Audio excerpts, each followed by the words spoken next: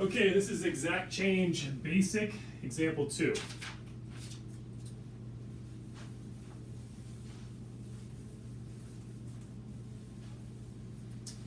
Okay, here we have the graph of f prime of t, which is 2 minus t. It's a straight line.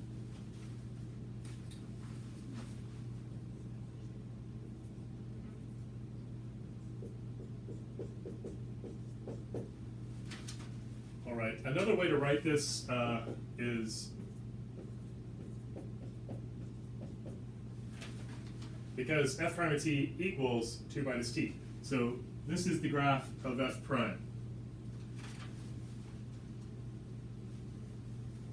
Okay, now we're gonna compute what this thing spits out. Okay, so this thing, you can think of it as this thing spits out the area between f prime and the t-axis, but it also adds a positive or negative depending on where the graph sits. So you see this piece of area here, the integral would spit out a positive. Because we're computing this amount of space here,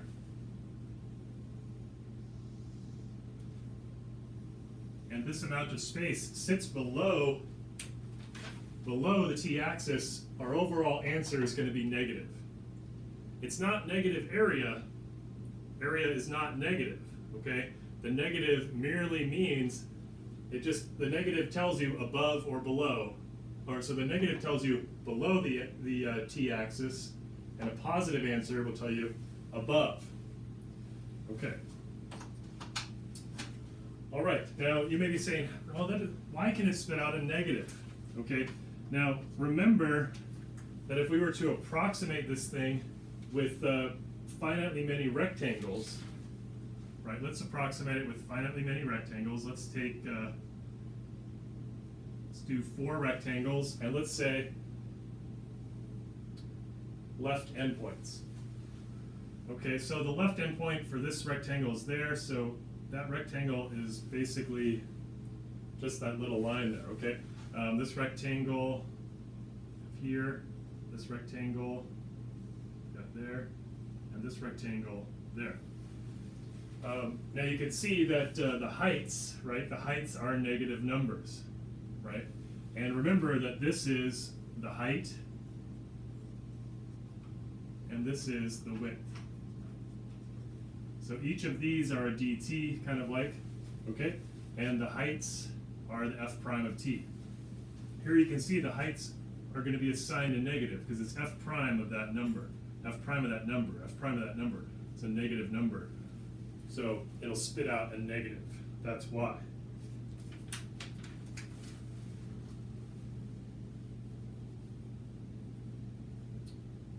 Okay. So 2 ways you can kind of look at this computation. So right now we're not doing, so this thing uses infinitely many rectangles, but still you can see that using finitely many rectangles, the heights would be negative. And that's why using infinitely many rectangles, the heights are still negative. Okay, all right, so in any case,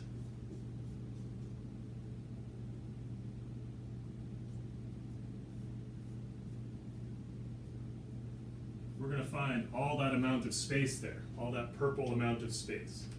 Okay, so the first way you could look at this is, okay, so this is a triangle, right? We're going to find the area of a triangle, which is 1/2 base times height. So this is 1/2 times the base. Let's see, the base is length 1, right? 3 minus 2 is 1, times the height. The height is negative 1. Which is negative 1/2. Or you could think of this as, or another way to look at this is you could say, okay, what's the area of this thing?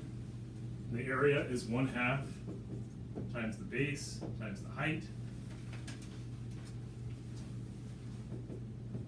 which is equal to 1/2, okay? Now, where does this area sit? Does it sit above or below the t-axis? It sits below so we attach a negative, okay?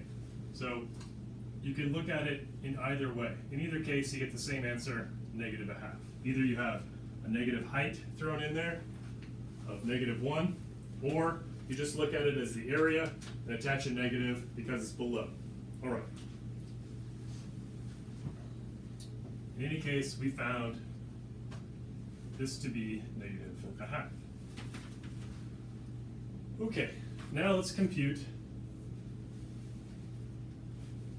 0 to 2 f prime of t dt. Okay, so now you can think this will be the area. So it's from 0 to 2, area between f prime of t and the t-axis from 0 to 2. So that's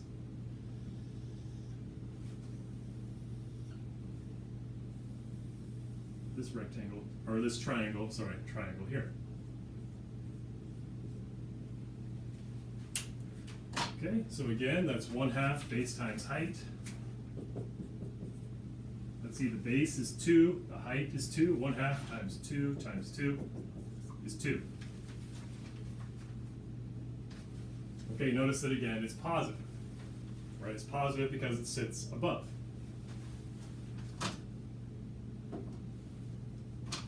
that's 2 there. All right, now let's compute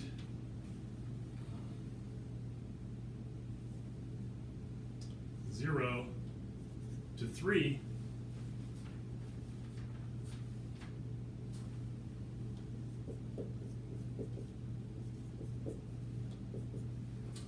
Okay, so this is to compute this guy. Now, remember, all right, so you can think of this as 0 to 2